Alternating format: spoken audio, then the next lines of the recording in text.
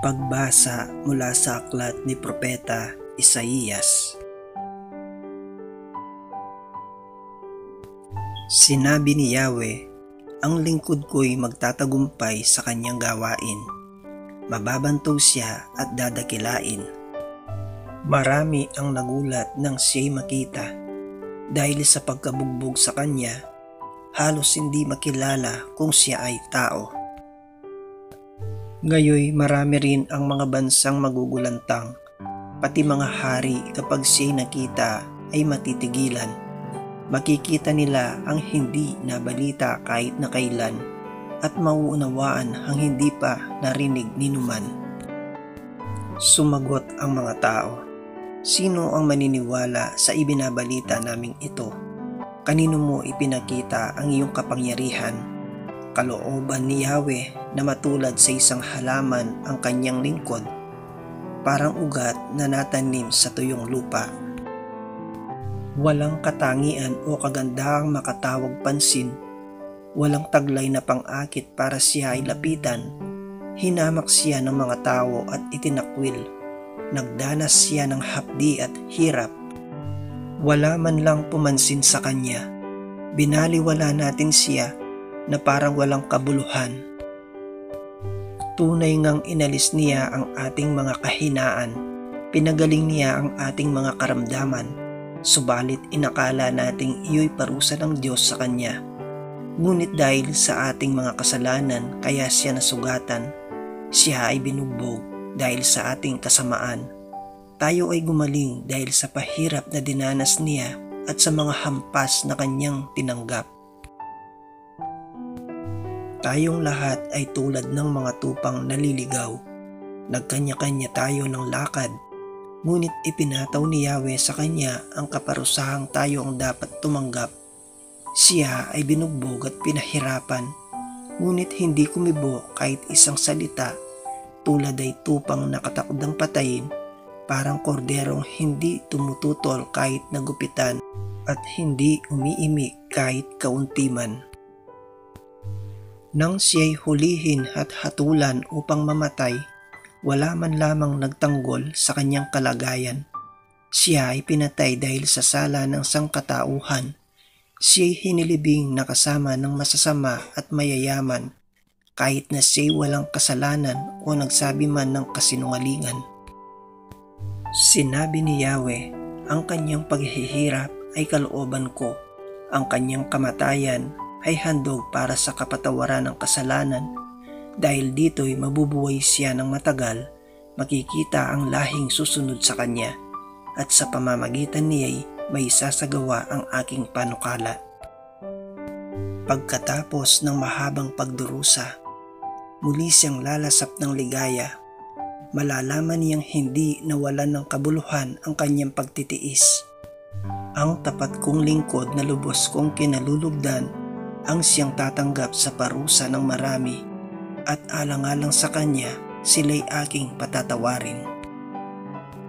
Dahil dito siya'y aking pararangalan kasama ng mga dakila at makapangyarihan, sapagkat kusang loob niyang ibinigay ang sarili at nakibahagi sa parusa ng masama.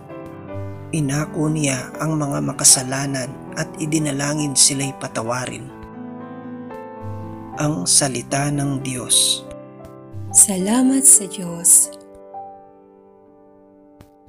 Pagbasa mula sa sulat sa mga Hebreo. Mga kapatid, magpakatatag tayo sa ating pananampalataya dahil mayroon tayong dakilang pinakapunong pari na pumasok na sa kalangitan, doon mismo sa harap ng Diyos. Siya ay walang iba kundi si Jesus na anak ng Diyos. Ang ating pinakapunong paring ito ay nakakaunawa sa ating mga kahinaan sapagkat tulad natin, tinukso siya sa lahat ng paraan, subalit kailanmay hindi siya nagkasala. Kaya't huwag tayong mag-atubiling lumapit sa trono ng mahabaging Diyos upang makamtan natin ang habag at kalinga sa panahon ng ating pangangailangan. Noong si Jesus ay namumuhay pa rito sa lupa, Siya'y nanalangin at lumuluhang nakiusap sa Diyos na makakapagligtas sa kanya sa kamatayan, at dininig siya ng Diyos dahil lubusan siyang nagpakumbaba. Kahit na siya anak ng Diyos, natutuhan niya ang tunay na kahulugan ng pagsunod sa pamamagitan ng pagtitiis. At nang siya'y maging ganap, siya'y naging walang hanggang tagapagligtas ng lahat ng mga sumusunod sa kanyang kalooban. Ang Salita ng Diyos. Salamat sa Diyos. Ang pagpapakasakit ng ating Panginoong Jesucristo ayon kay San Juan. Pagkatapos ng panalangin ito, umalis si Jesus kasama ang kanyang mga alagad. Tumawid sila sa batis ng Kidron at pumasok sa isang halamanan doon. Alam ng taksil na si Judas ang lugar na iyon sapagkat doon madalas magpunta si Jesus at ang kanyang mga alagad. Pumunta doon si Judas kasama ang ilang pinuno ng mga bantay sa templo at isang grupo ng mga kawal Romano na padala ng mga punong pari at mga pariseo. May dala silang mga lampara, ilawan at sandata. Alam ni Jesus ang lahat ng mangyayari sa kanya kaya't sila ay sinalubong niya at tinanong, "Sino ang hinahanap ninyo?" "Si Jesus na taga Nazaret," sagot nila. At sinabi niya, "Ako si Jesus." Kaharap nila noon si Judas na nagtaksil sa kanya. Nang sabihin niyang, "Ako si Jesus," napaurong sila at natumba. Muli siyang nagtanong, "Sino nga ba ang hinahanap ninyo?" "Si Jesus na taga Nazaret," sagot nila. Sumagot si Jesus, "Sinabi ko na sa inyong ako si Jesus. Kung ako ang hinahanap ninyo, hayaan ninyong umalis ang mga taong ito." Sa gayon, natupad ang kanyang sinabi, "Ama, walang napahamak kahit isa sa mga ibinigay mo sa akin." Binunot ni Simon Pedro ang kanyang tabak at tinaga ang kanang tainga ni Malco na isa sa mga alipin ng pinakapunong pari ng mga Hudyo. Sinabi ni Jesus kay Pedro, "Ibalik mo sa lalagyan ang iyong tabak. Dapat kong danasin ang paghihirap na ibinigay sa akin ng Ama." Dinakip nga si Jesus at iginapos ng mga bantay sa templo at ng mga kawal na Romano na pinamumunuan ng isang kapitan. Siya'y dinala muna kay Caiphas, ang pinakapunong pari ng taong iyon. Si Caiphas ang nagpayo sa mga pinuno ng mga Hudyo na mas mabuti para sa kanila na isang tao lamang ang mamatay para sa bayan. Sumunod kay Jesus si Simon Pedro at ang isa pang alagad. Ang alagad na ito ay kilala ng pinakapunong pari kaya't nakapasok siyang kasama ni Jesus hanggang sa patio ng bahay ng pinakapunong pari. Naiwan naman si Pedro sa labas ng pintuan, kaya lumabas ang alagad na kilala ng pinakapunong pari, kinausap ang dalagang nagbabantay sa pinto at pinapasok si Pedro. Si Pedro'y tinanong ng dalaga, "Hindi ba't isa ka sa mga alagad ng taong iyan?" "Hindi," sagot ni Pedro. Maginaw noon, kaya't nagsiga ng mga utusan ang mga bantay at nagumpukan sila sa paligid ng apoy upang magpainit. Nakihalo sa kanila si Pedro at nagpainit din. Tinanong si Jesus ng pinakapunong pari tungkol sa kanyang mga alagad at sa kanyang mga itinuturo. Sumagot si Jesus, "Hayagan akong nagsasalita sa madla at lagi akong nagtuturo sa mga sinagoga at sa templo na pinagtitipunan ng mga Hudyo. Wala akong sinabi ng palihim. Bakit ako ang tinatanong ninyo? Ang tanongin ninyo'y ang mga nakarinig sa akin. Alam nila kung ano ang sinabi ko." Pagkasabi nito'y sinampal siya ng isa sa mga pinuno ng mga bantay na naroroon. "Bakit mo sinasagot ng ganyan ang pinakapunong pari?" tanong niya. Sumagot si Jesus, "Kung may nagawa akong masama, patunayan mo. Ngunit kung totoo ang sinabi ko, bakit mo ako sinampal?" Matapos ito, si Jesus ay nakagapos pa rin na ipinadala ni Anas kay Caiphas ang pinakapunong pari. Habang nagaganap ito, si Simon Pedro ay patuloy na nagpapainit sa tabi ng apoy. Siya'y tinanong ng mga naroon, "Hindi ba't alagad ka rin ng taong iyan?" "Hindi," kaila ni Pedro. Tinanong naman siya ng isa sa mga utusan ng pinakapunong pari ng mga Hudyo at kamag-anak ng lalaking natagpasan niya sa tainga, "Hindi ba ikaw ang nakita kong kasama ni Jesus sa halamanan?" Muling ikinaila ito ni Pedro at narinig na tumilawok ang manok. Maaga pa nang dalhin si Jesus sa palasyo mula sa bahay ni Caifas. Hindi pumasok ang mga pinuno ng mga Hudyo sa palasyo upang sila'y huwag maituring na di karapat-dapat kumain ng hapunang Pampaskwa. Kaya't si Pilato ay lumabas sa palasyo at tinanong sila, "Ano ang paratang ninyo laban sa taong ito?" Sila'y sumagot, "Hindi po namin siya dadalhin sa inyo kung hindi siya gumawa ng masama." Sinabi sa kanila ni Pilato, "Dalhin ninyo siya at hatulan ayon sa inyong batas." Subalit sumagot ang mga Hudyo, "Wala po kaming kapangyarihang humatol ng kamatayan kaninuman." Sa gayon, natupad ang sinabi ni Jesus nang ipahiwatig niya kung sa anong paraan siya mamamatay. Si Pilato ay pumasok uli sa palasyo at ipinatawag si Jesus. "Ikaw ba ang hari ng mga Hudyo?" tanong niya. Sumagot si Jesus, "Iyan ba'y sarili mong palagay o may ibang nagsabi sa iyo?" Tugon ni Pilato, "Hindi ako Hudyo. Ang mga kababayan mo at ang mga punong pari ang nagdala sa iyo rito. Ano ba ang ginawa mo?"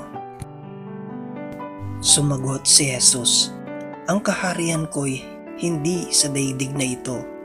Kung sa daigdig na ito ang aking kaharian, ipinakipaglaban sana ako ng aking mga tauhan at hindi na ipagkanulo sa mga Hudyo. Ngunit hindi sa daigdig na ito ang aking kaharian. Kung ganoon, isa kang ang hari," sabi ni Pilato.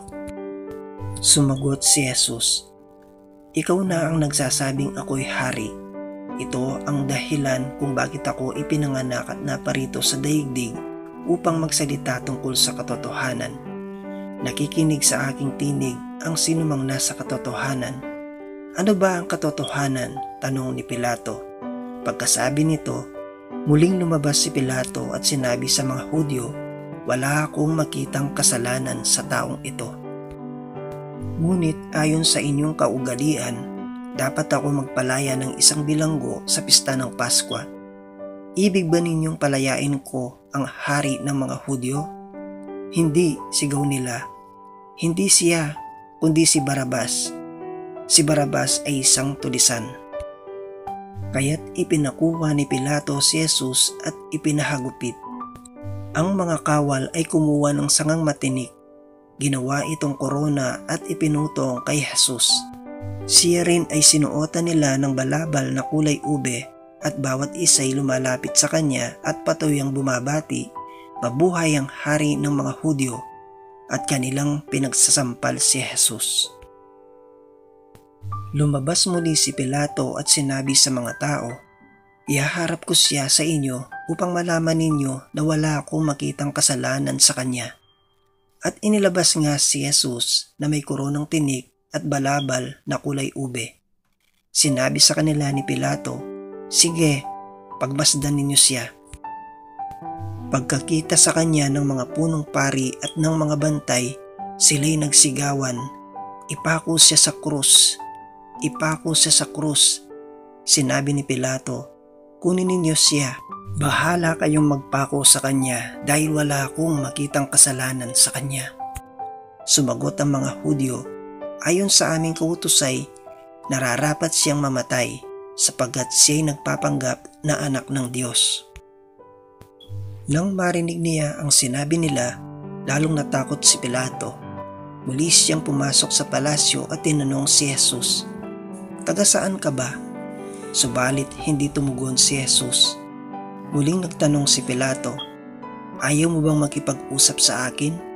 Hindi mo ba alam na may kapangyarihan akong palayain ka o ipapako sa krus?" Sumagot si Jesus, "Magagawa mo lamang iyan sapagkat ipinagkaloob sa iyo ng Diyos ang kapangyarihang iyan. Kaya't mas mabigat ang kasalanan ng nagdala sa akin dito sa harapan mo." Nang marinig ito ni Pilato, lalo pa niyang hinangad na palayain si Jesus. Ngunit nagsisigawan ang mga tao, "Kapag pinalaya mo ang taong iyan, hindi ka kaibigan ng emperador. Ang sino mang nagpapanggap na hari ay kalaban ng emperador." Pagkarinig ni Pilato sa mga salitang ito, inilabas niya si Jesus at siya'y umupo sa hukuman sa dakong tinatawag na plataporma, Gabata sa wikang Hebreo. Araw noon ng paghahanda sa Paskwa at mag-aalas 12 na ng tanghali, sinabi ni Pilato sa mga Hudyo, "Narito ang inyong hari." Sumigaw sila, "Patayin siya! Patayin! Ipako sa krus!"